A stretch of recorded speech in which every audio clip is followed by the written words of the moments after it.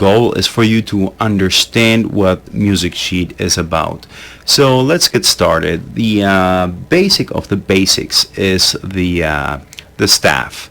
The staff are those 5 horizontal lines, and each line represents a note. It has spaces in between, and between those spaces, those are notes as well. So a note can be on a space or on a line. For example, let's play 4 random notes.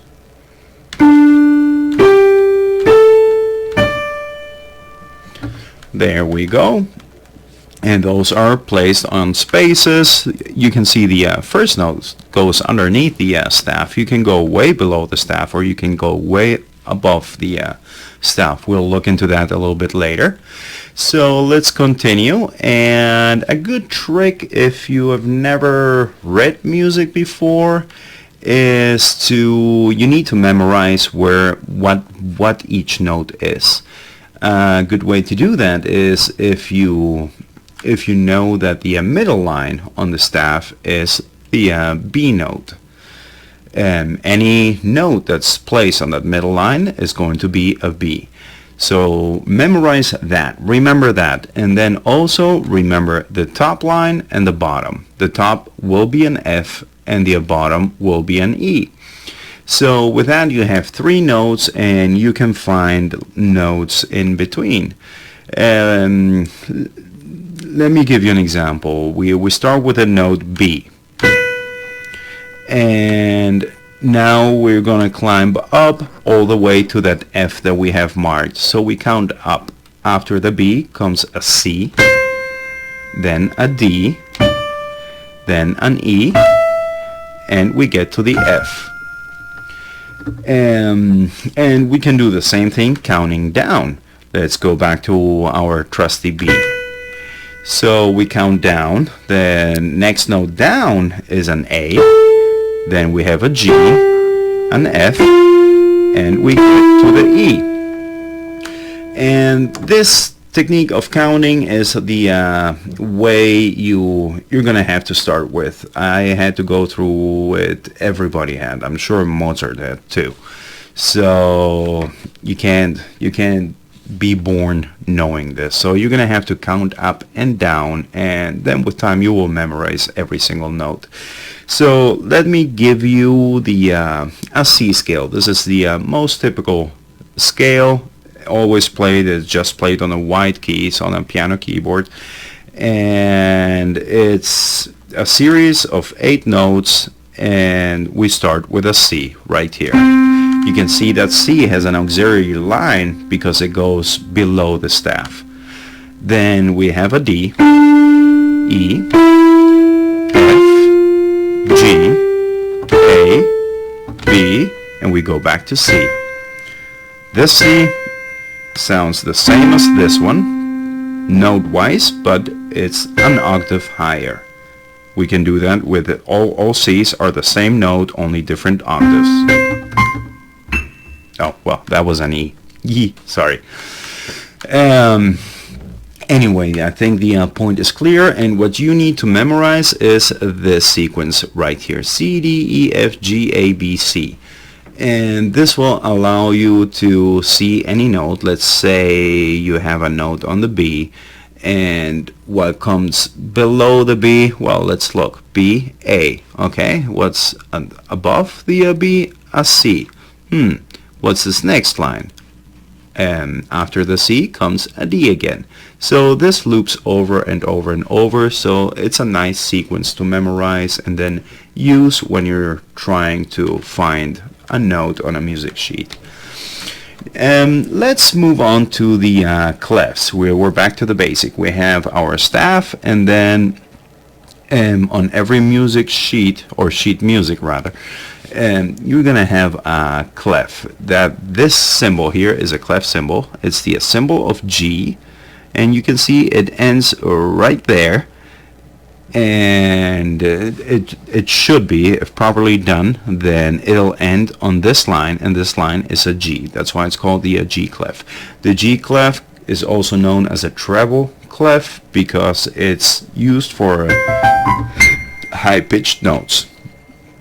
There are different kinds of clefs, and you have an F clef. This is used for low notes. It's a low register clef, and it's also more commonly known as the bass clef. And then there is this clef. This is a C clef, and this is something in between. Very few instruments use this. The ones I know of for sure is violas use the C clef. Cellos sometimes jump to the C clef, and it has different positions, but we don't worry about it. We just use the G clef, and that's one of the big advantages of playing violin. There's only one clef, one staff you have to worry about. I mean, look, this is an example for a piano player. Look at this poor guy. He needs to sight read two staffs at the same time, and they're different clefs. And the difference in the clefs, they're not exactly the same. For example, this F, as you can see the two dots, that marks the F line, but on the treble clef that would be a D, the same line. So each clef is different, and a piano player has to memorize both clefs and be completely comfortable reading them. So just be glad that we are sticking to the G no matter what. That's enough about clefs. It's just background information and for you to know why it's there. The next step is going to be keys. Keys is what makes a song a certain pitch. Like, for example, let's play this song. I'm playing it in A major. Let's go to C major. I'm sure you heard the difference. It's the same song, but it's played in different keys. And keys are important because there are certain instruments that play better with certain keys. And maybe if you're a singer, you want to tune that song up, or you want to tune it down to adjust better to your voice. So that's why keys exist, and also it gives a little bit of a different flavor to each song. Keys are written right after the clef symbol, and it can be either sharps like this, or it can be flats like this.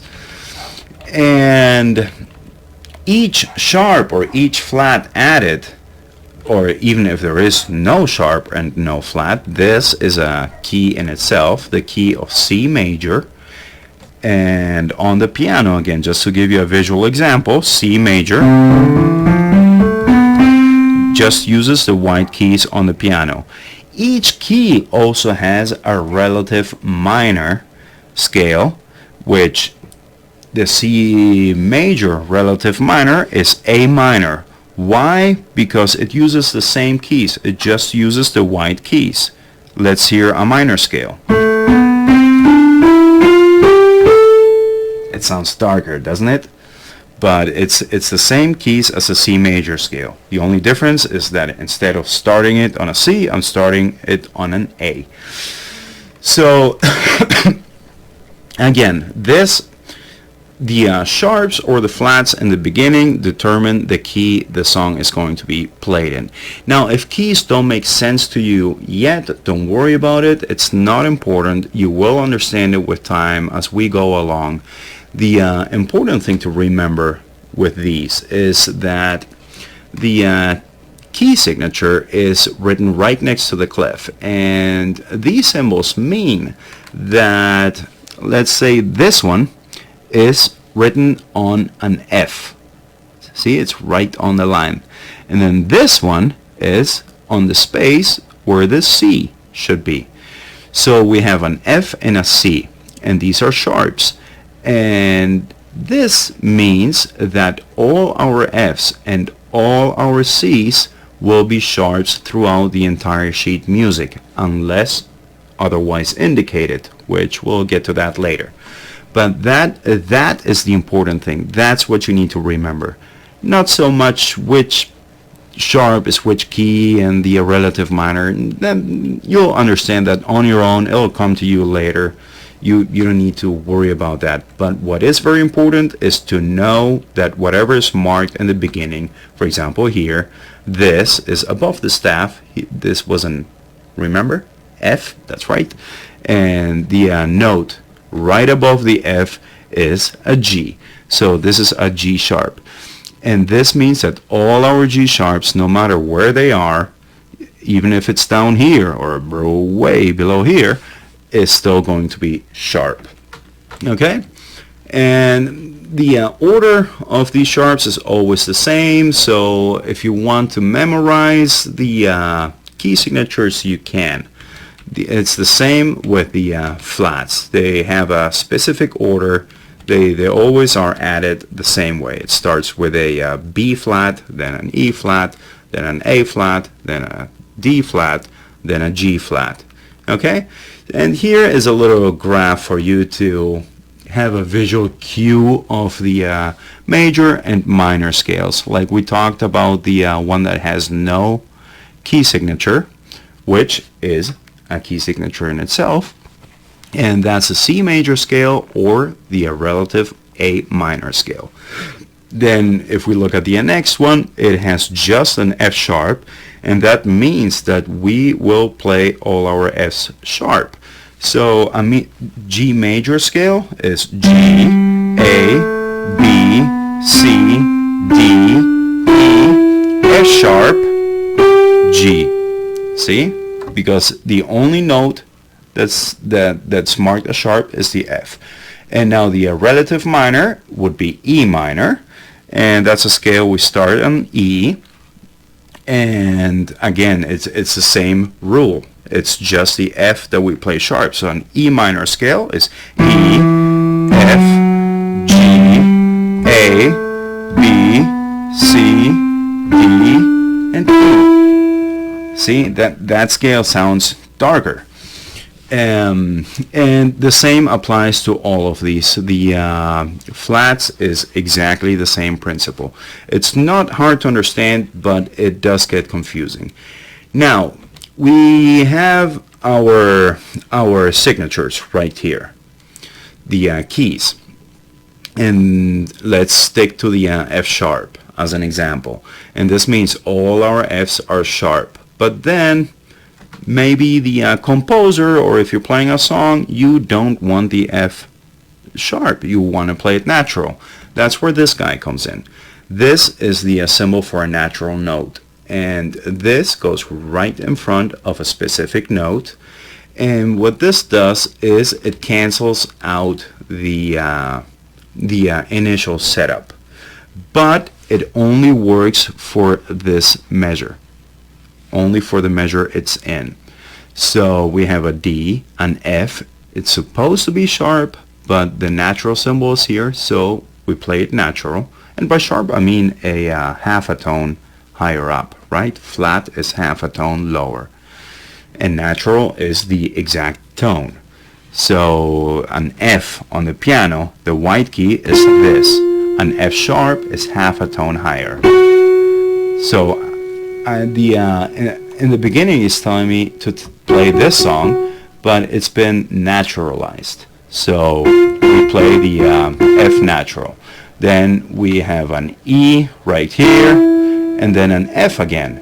Since this F is still within the first measure, we know that we have to play it natural again. So we go natural.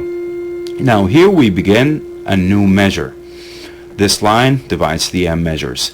And every time we have a new measure, we default back to the ground rule. So all our F's are sharp again.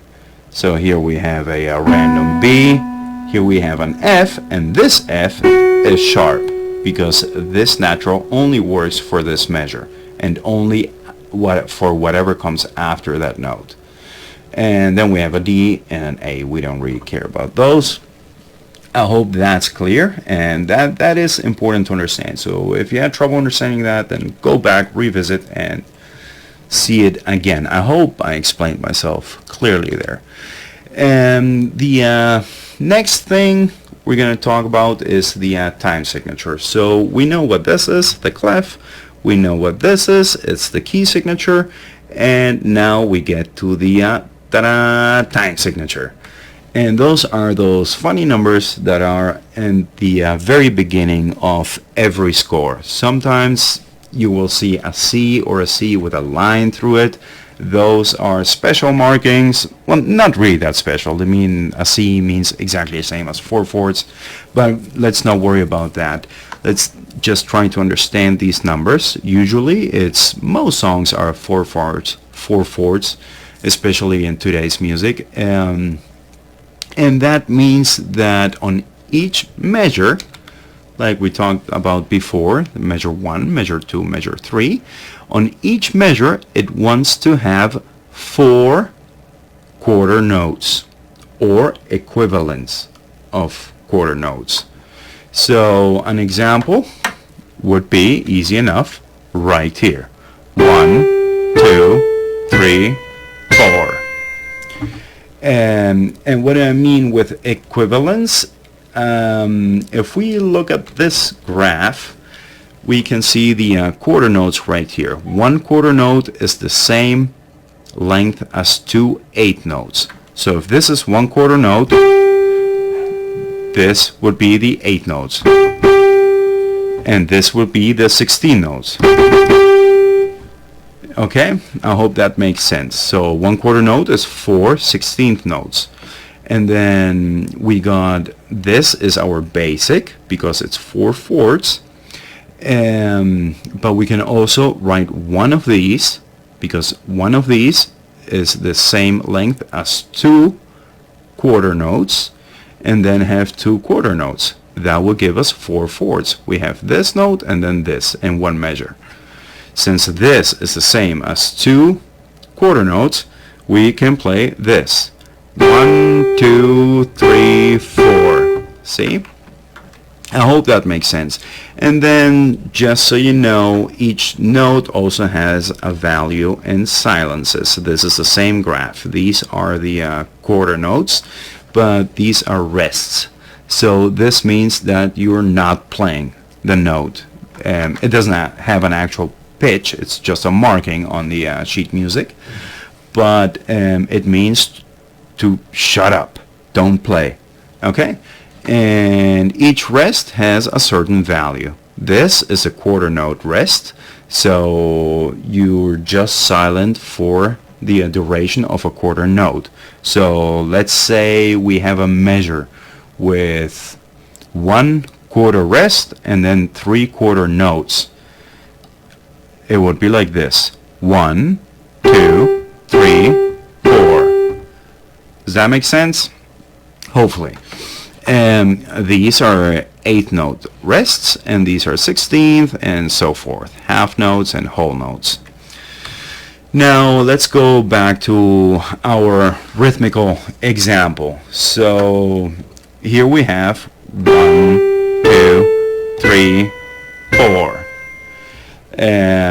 That would be the same as this. This is still 4/4 because here is 1, 2. Then there are 2 8th notes. 2 8th notes equals 1/4 note. So that's 3. And then here we have a 4th note. What? Yeah. Well, I think that makes sense. So on the piano, this would sound like this: 1, 2, 3, 4. Okay? It's still 4 beats. An even more complicated example would be this. It's still 4/4. We got 1/4 here. These 4 count as 1/4 because these are 16th notes. These 2 8th notes are the same as 1/4, and then here we have again 1/4. So it's 1, 2, 3, 4. On the piano, it will be 1, 2, 3, 4. And then as a last example, let's make the notes longer than a fourth. We got the half notes. So even though there are only 2 notes in this measure, it's still 4/4 because each one of these has a value of 2. See, we're basing ourselves with the fourth note because that's what this base number is. That's actually a good way to remember it. Base number is the basic. So let's count these. This would be 1, 2, 3, 4. I hope that makes sense. And this will make it much easier for you to play rhythmically. Now, I don't know if you notice, but seeing these two notes looks kind of messy. Watching these 16th notes makes everything a little bit more confusing. So there is an alternate way of writing these notes and make it easier on the eyes, and that would be right here. Here are the eighth notes. They're joined by a horizontal line, and the 16 notes are joined, all 4 of them are joined with 2 horizontal lines. Why? Because the 8th note has only 1 stem right there, and the 16th has 2. See? And then here we have 8 notes again. So you will see music written this way. Let's go back to the time signature. We talked about 4/4, but it could pretty much be anything. And let's see 3/4. 3/4 is what would that be?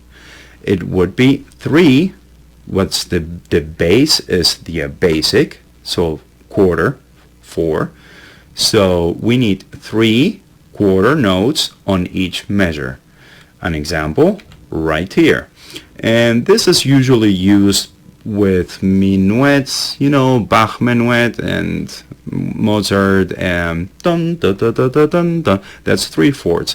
Then a valse, those are usually 3/4, and that's why I'm using this example, because it sounds a lot like a valse rhythm. So you can see that it's 3 beats of quarter notes. 1, 2, 3. There is more than 1 note right here, but that just means that the notes are played at the same time. It does not change the length of the note, the beat. It doesn't change the beat. It's still 3 beats. And this example would sound something like this.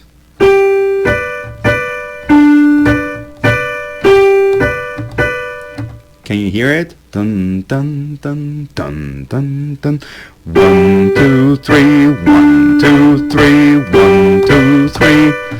And that's the 3/4. Then we got 6/8 is another example. And let's see if you can figure this one out. I'm going to talk you through it anyway, and you know it. The 8 right here is the bass. That's right. So our bass is 8th notes this time, not 4th notes like the last time, not quarter notes. And what we want is 6 of 8th notes on each measure. And that would look something like this. Usually when it's like this, the 8th notes are joined right there and then right here to make it visually more clean, but I'm doing a PowerPoint presentation and it got too complicated to change that whole thing. So this it's kind of like a 3/4, 3/4 is actually equivalent to 6/8,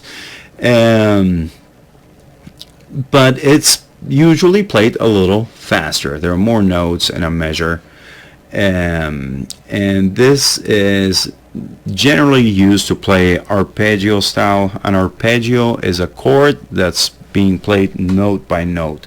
Like, for example, this is the chord, and I'm going to play those notes. Does that make sense? 1, 2, 3, 4, 5, 6. 1, 2, 3, 4, 5, 6. Okay? And again, we're basing on the 8th notes, not on the 4th notes. But the most common ones are, well, these are the 3 more common ones. Then you can go crazy with the time signatures. but we will be working with these mainly, especially in the beginning. Now, I hope this sheet music right now makes more sense to you. Hopefully you can figure it out. Let's take a quick gander at it. So we know what this is. It's a clef, the treble clef. So that's not going to change for us. Then we need to pay attention to the key signature. Since there is nothing there, we know it's probably C major or A minor, but it's C major. I mean, look at the first note here. It says C. So that's usually a giveaway. Then we've got the numbers. This is our time signature, and it's telling us it wants 3 quarter notes on each measure. And sure enough, it has 1, 2, 3, and then here 1, 2, 3. These 2 8 notes count as 1 quarter note. Here just straight quarter notes, 1, 2, 3. A half note, so that's 1, 2, 3, and so on. I'm sure you have noticed. If you haven't, you're not paying attention. But I'm sure you noticed that this first measure does not have 3 beats in it. And that's very observant of you and very true as well. But this is a very common thing in music. It's kind of like a jumping into the melody, like a little start, a little push to start the song. And I'm sure you recognize this song. This is